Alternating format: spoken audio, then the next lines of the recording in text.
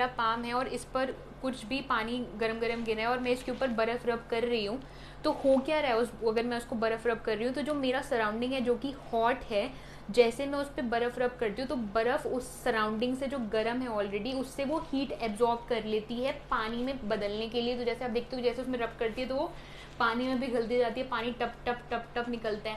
तो पानी टप टप टप कैसे निकल रहा है? क्योंकि वो आपके पाम से हीट ले रहा है और आपके पाम को इंटरनली ठंडा छोड़ रहा है।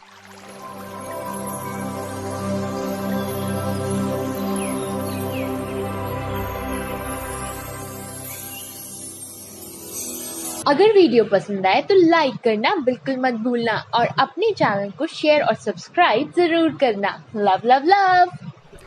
So, hello and welcome everyone to SSE Excel Science. We hope that you are healthy, happy, and hearty, and you are having a very, very good time learning with us. See, that is your 27 degrees Celsius. Same goes with this. So, we will be doing what? 573 minus your 273, and we will get what? 300 degrees Celsius. The next question that we have is what is the physical state of water at your 250 degree Celsius and your 100 degree Celsius.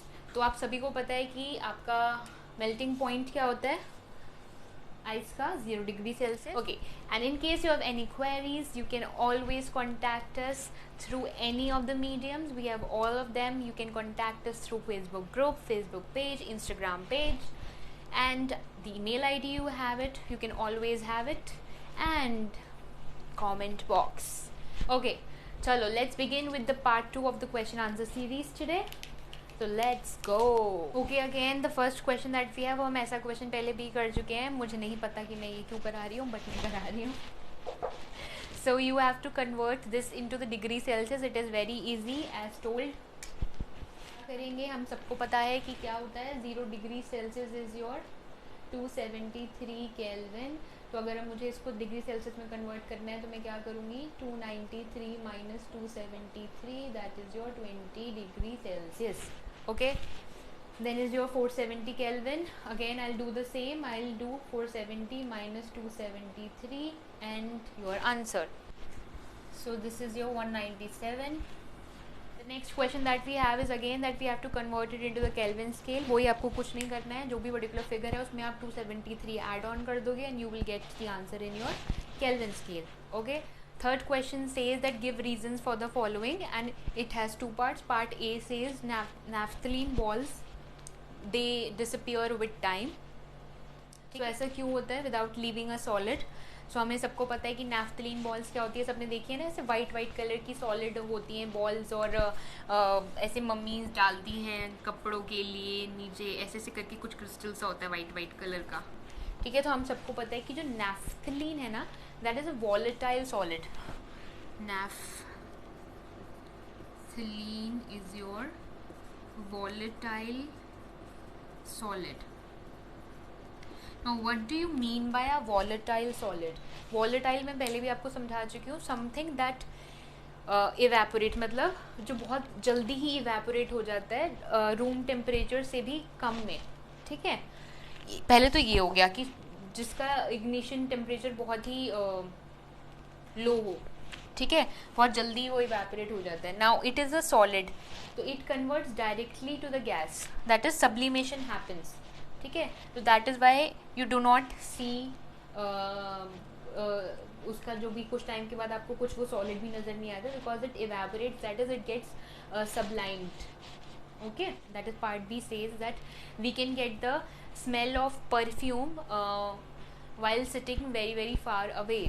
Then again, कैसे हमें देखो, जहाँ भी ऐसे वाला question आए ना आपको कि मैं यहाँ पर हूँ और मुझे खाने की स्मेल बहुत दूर तक आ गई, मैं यहाँ पर हूँ और मुझे खाने की परफ्यूम की स्मेल बहुत दूर तक आ गई है, डिटॉल की स्मेल, XYZ किसी की भी स्मेल बहुत दूर तक आ गई, विच मीन्स कि डिफ्यूजन हो रहा है। और डिफ्यूजन सभी को पता है कि कैसे होता है कि योर जो भी पर्टिकुलर चीज़ है आपका XYZ, that particles get mixed or that get diffused, that is diffusion is happening, the word is diffusion is happening with the of that particular matter with the air, and the particles are traveling, and so that is why it reaches us through a distance. Simple, ठीक है, सबके लिए एक ही बारे में ख़त्म। Now the next question says arrange the following in the increasing order of force of attraction between the particles. So हम सबको पता है कि जो आपका ये है, ये शुगर क्या है, सॉलिड, ऑक्सीजन क्या है, गैस, वाटर क्या है, लिक्विड। तो फोर्स ऑफ अट्रैक्शन सबसे ज़्यादा किस में होती है, सॉलिड में यानी कि शुगर में, उससे कम किस में, वाटर में यानी कि लिक्विड में, और उससे कम यानी कि गैस में। तो हमें बोला था इंक्रीजिंग ऑर्डर में करो, यानी कि सबसे कम, फिर उससे ज़्यादा, फिर उससे ज़्यादा। This is your increasing order. The next question says what is the physical state of water at your 0 degree Celsius, 25 degree Celsius and your 100 degree Celsius. अब ये वाला क्वेश्चन ऑलमोस्ट सिमिलर मैं आपको पार्ट 1 में भी समझा चुकी हूँ कि जब आपका 0 डिग्री सेल्सियस होता है that is the point where your melting of the solid और your, if you take the example of water के ही 3 states, so your melting of ice is happening and that particular state आपका solid और liquid दोनों present होते हैं, that is solid plus liquid. Then the next point that we have is your 100 degree Celsius. 100 degree Celsius पर भी boiling is happening. That is your water and steam both are present. That is water plus liquid. And between the two 0 degree Celsius और 100 degree Celsius के बीच में क्या होता है, H2O का state क्या होता है, liquid. Simple. या आप ऐसे भी, अगर आपको उल्टा ये भी आ सकता है, देखो आपसे ये भी पूछ सकता है कि आप बताओ कि वाटर का, पानी का, H2O का क्या स्टेट होता है रूम टेम्परेचर पे। अब हम सबको पता है ना कि रूम टेम्परेचर क्या होता है, it is around 25 degree Celsius, somewhere it varies from your 25 degree Celsius to 30 degree Celsius depending upon the different monsoon and the season and XYZ। पर आप वैसे भी केमिस्ट्री में या साइंस में आप ऐसे कह सकते हो कि रूम टेम्परेचर को 25 डिग्री सेल्सियस ही मानकर चलते हो, तो आपको ऐसे भी कन्वर्ट कर सकता है कि H2O का क्या होता है रूम टेम्परेचर पर स्टेट। सबको पता है लिक्विड रूम टेम्परेचर का क्या मतलब हुआ, ये जो हमारा ये पर्टिकुलर रूम है अभी मतलब प्रेजेंट सिचुएशन में जो आपका टेम्परेचर है, तो आप H2O को कैसे फॉर्म में देखते हो, जनरली जो एग्जिस्ट करता है, जो आप अपने प्यूरिट में देखते हो, लिक्विड फॉर्म में देखते हो ना। Simple, you see it again, you see it, so you experience it. Now the next question again says that give the reasons for the following. The first part says that water exists in the liquid state at the room temperature, and the second part says that iron almira exists in the solid state at the room temperature. अब मैंने आपको दोनों के लिए ही, इसका भी पहले similar question part 1 में आ चुका, मैंने आपको पहले बताया था, अगर आपको कुछ भी दे देता है वो धरती पर और बोलते हैं कि ये exist at as liquid at this temperature, this exists as solid at this temperature, this exists as gas at this temperature, तो बेसिकली आपको ये प्रूफ करते हुए लिखना है कि सॉलिड की क्योंकि इसके पास ये प्रॉपर्टीज़ है उस पर्टिकुलर टेम्परेचर पर, लिक्विड की क्योंकि उसके पास ये प्रॉपर्टीज़ है उस पर्टिकुलर टेम्परेचर पर, और गैस की उसके पास ये प्रॉपर्टीज़ है उस पर्टिकुलर टेम्परेचर पर। तो ऑब्वियसली बात है, अगर आपको प्रूफ करना है कि वाटर लिक्विड की तरह एग्जिस्ट करता है तो क्या बोलोगे कि उसके पास इतने इंटरमोलिकुलर फोर्सेज ऑफ अट्रैक्शन है कि वो बाइंड करके रख सकता है, लिक्विड में एग्जिस्ट कर सकता है। और लिक्विड की और क्या प्रॉपर्टीज होती हैं, वो लिक्विड की तरह फ्लो करता है, उसकी फिक्स्ड वॉल्यूम है, उसकी फिक्स्ड शेप नहीं है, एंड दैट इज़ वाई वो एग्जिस्ट करता है एज अ लिक्विड वाटर। ठीक है, ऐसे सॉलिड के लिए बोल दोगे क्या कि वो उसकी जो कंप्रेसिबिलिटी है वो इतनी नहीं है, मतलब इनकम्प्रेसिबल है, वो काफ़ी रिजिड है, उसकी शेप फिक्स है, उसकी वॉल्यूम फिक्स है, और दैट इज़ वाई आपकी आयरन की जो अलमीरा है वो सॉलिड की तरह एग्जिस्ट करती है आपके रूम टेम्परेचर पर। चलो moving on to the next one. Finally कोई अच्छा क्वेश्चन आया जिसमें मुझे लगा कि कुछ दिमाग लगाने की ज़रूरत पड़ेगी। Okay, so the next question says कि why ice at 273 Kelvin is more effective in cooling than water at the same temperature. Okay, मतलब वो क्या कहना चाह रहे हैं कि आपकी जो 273 केल्विन यानी कि 0 डिग्री सेल्सियस पर, ठीक है, आपके हमने क्या कहा था, दोनों स्टेट एग्जिस्ट करती है, वाटर भी करती है, मतलब H2O की ही 2 स्टेट एग्जिस्ट करती है एक साथ, वाटर भी और आइस भी। तो कूलिंग करने के लिए, कूलिंग देने के लिए ice is more effective, cooling effect देने के लिए ice is more effective than your water. इसको मैं आपके लिए क्वेश्चन को कन्वर्ट कर देती हूँ। फॉर एग्जांपल मैं आपको क्वेश्चन ऐसे नहीं देती, मैं आपको ऐसे देती बनाकर कि एक इंजर्ड इंसान है, ठीक है, उसका गलती से अभी अभी हाथ जल गया है, ठीक है, और आप बर्फ़ लेकर आए हो, बट क्योंकि वो रूम टेम्परेचर पे थी तो थोड़ी सी वो पिघल भी गई है, ठीक है। तो आपके पास उस टाइम पे बर्फीला पानी भी है, यानी कि आपके पास वाटर भी है और आपके पास बर्फ़ भी है। लेकिन आप हमेशा उसको ठंडे पानी से अगर धो भी देते हो तो हमेशा उसके ऊपर आइस रब करते हो। तो आइस क्यों रब करते हो? आपके पास तो ठंडा पानी भी है ना, आपके पास आइस भी है, बट यू प्रेफर कि आप उस जले हुए, सॉरी आई ऐसे किसी का नहीं चले, मैं इन जनरल आपसे कह रही हूँ कि अगर फॉर एग्जाम्पल कुछ गरम पानी है, गरम चाय गिर भी जाता है तो आप आइस लगाते हो। तो आइस जब रब करते हो वो क्यों करते हो? क्यों आप उसको पानी, ठंडे पानी के ऊपर प्रेफर करते हो आइस को? क्यों? उससे ज़्यादा कूलिंग इफेक्ट मिलता है compare to that cold water only, और ज़्यादा टाइम तक मिलता है वो कूलिंग इफेक्ट, ठीक है। तो अब इसको ऐसे भी बदल सकते हो, because that same thing we experience we do. हम बर्फ़ को लेते हैं ठंडे पानी के कंपैरिजन में अगर मुझे जल्दी ज़्यादा रिलीफ चाहिए उस बर्निंग इफेक्ट से। Why is it so? Okay, this is a very good question. So why is it so? देखो, इसका आंसर फिर से वही है, मैंने आपसे कहा था कि आपको पिक्चर इमेजिन करनी है, and if that picture is clear to you, you can answer anything in this world. देखो, अब इमेजिन करो जो चेंज ऑफ स्टेट हमने सीखा था, उसमें क्या हो रहा था कि जब मुझे मेरा 0 डिग्री सेल्सियस पर मैं अपना सॉलिड से लिक्विड की तरफ जा रही हूँ, यानी कि जब मेल्टिंग का पूरा प्रोसेस चल रहा है, तो उसमें क्या है, ये आपके पार्टिकल्स थे सॉलिड के, ठीक है, और कुछ कुछ पार्टिकल्स लिक्विड में भी कन्वर्ट हो गए थे। तो आप डिफरेंशिएट कर पा रहे हो ना? पहले तो इस पर्टिकुलर बीकर में ही सॉलिड में और लिक्विड में कैसे दिखाया मैंने डिफरेंशिएट करके कि पार्टिकल्स के बीच में जो इंटरमोलिकुलर फोर्सेस है यहाँ पर कंपैरेटिवली ज़्यादा है और यहाँ पर कम है, यानी कि लिक्विड में कन्वर्ट हो चुके हैं और ये नहीं हुए हैं, और कैसे जो सराउंडिंग से उन्हें हीट मिल रही है।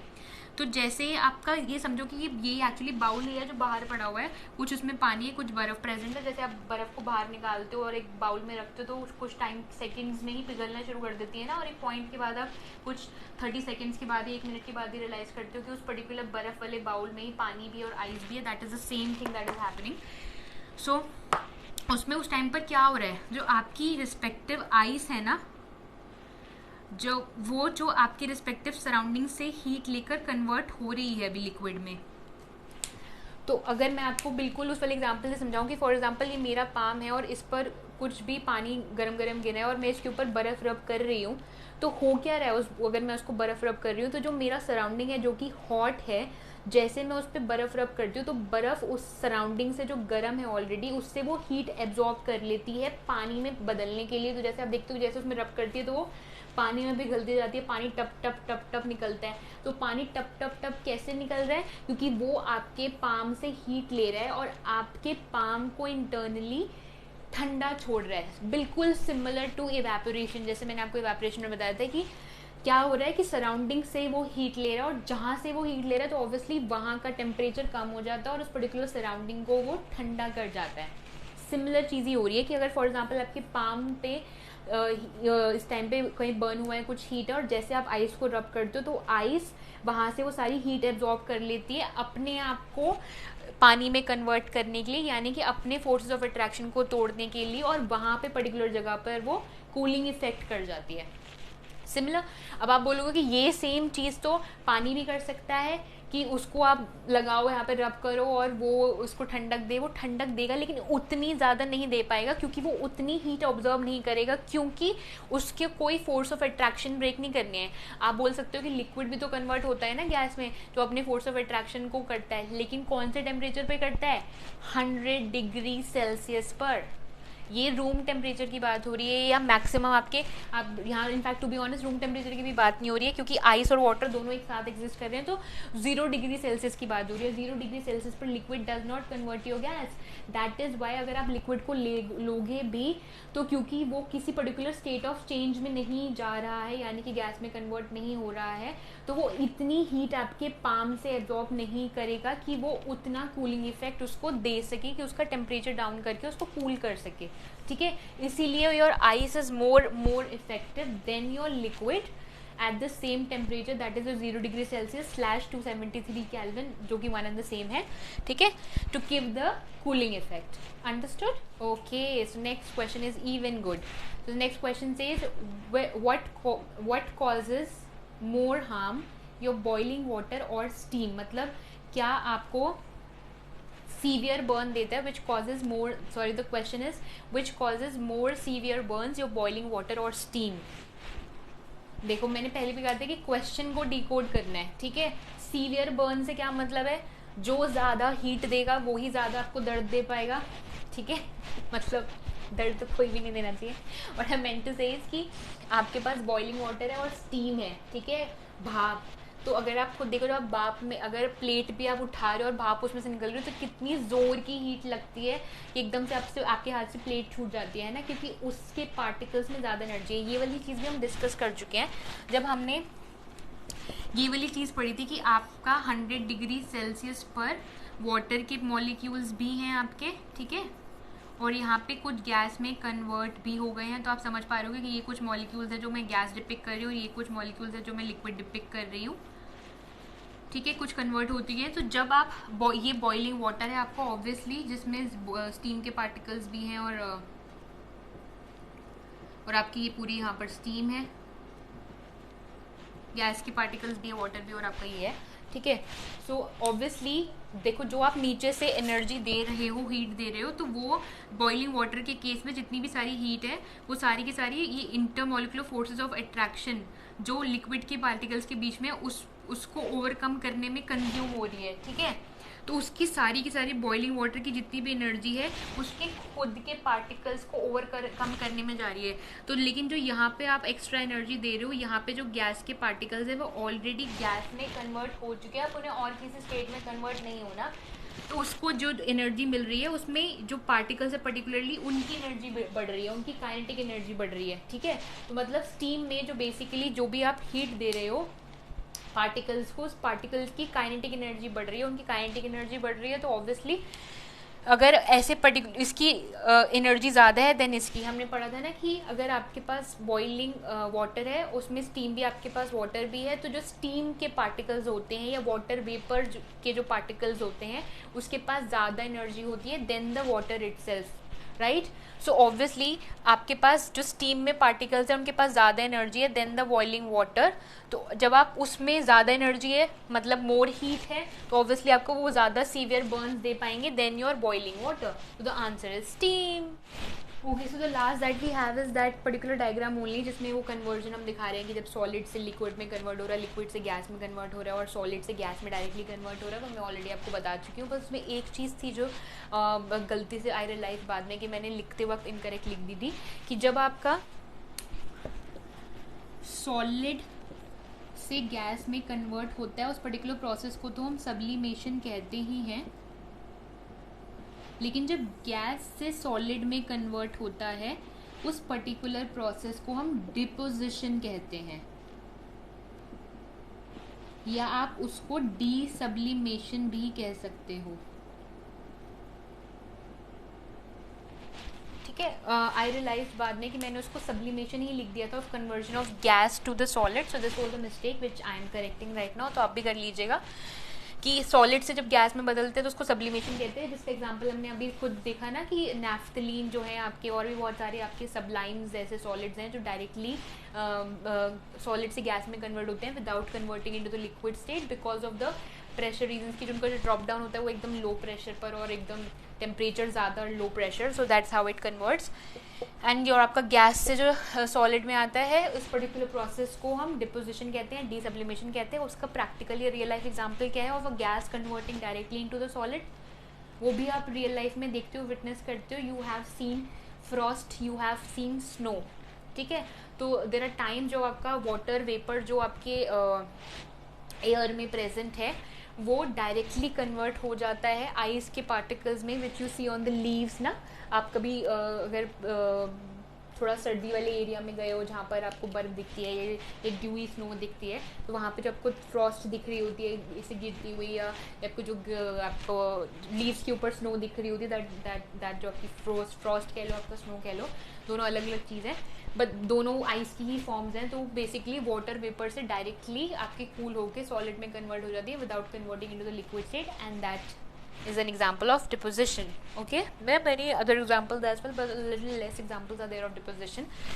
Okay, so here we end our question answer series. So these were all the questions of your NCERT textbook that we have covered, and I hope कि आपको सब समझ में आए होंगे. In case आपको कुछ भी अभी भी clear नहीं है, समझ में नहीं आया, so you can put down in the comment box. I will be more than happy to answer it again for you, or to make you understand somehow. Okay, and yes, do like, share, subscribe to our videos, because I feel that you're liking it, in fact loving it, and spread the love, love, love, love, and we pray good things for you. Bye bye.